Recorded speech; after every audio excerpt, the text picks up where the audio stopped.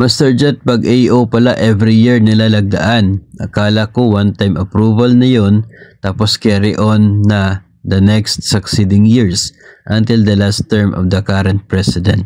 So depende po, no, depende sa AO yung kanya pong laman, no, yung particulars po niya, kung ano po yung purpose. Doon po talaga yan makikita natin. Mayroon pong administrative order na tuloy-tuloy yung kanya pong effectivity, tulad po ng atin pong basis para po sa PBB. Yun po ay tuloy-tuloy every year hanggang sa sinuspende po ng Pangulo. So doon po siya nagtatapos.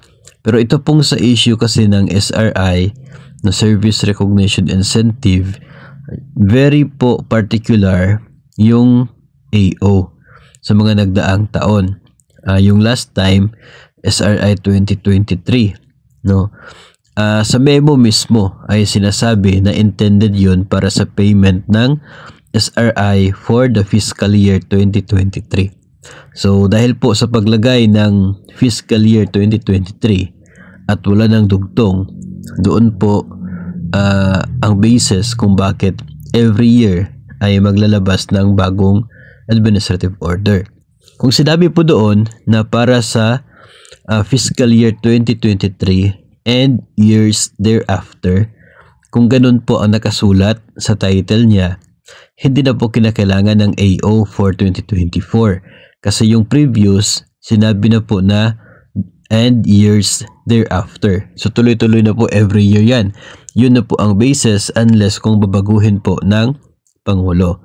So ngayon, yung SRI po na usapin ay very specific sa isa pong particular na fiscal year lamang.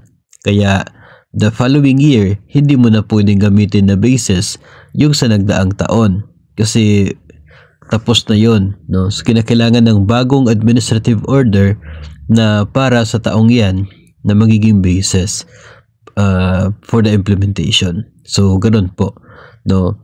It does not mean na kapag naglabas na ang Pangulo ng AO hanggang sa katapusan na niya ng term, no, pwede na the following year dapat mag-release muli. Depende po sa kung ano yung nakasaad sa order na yon.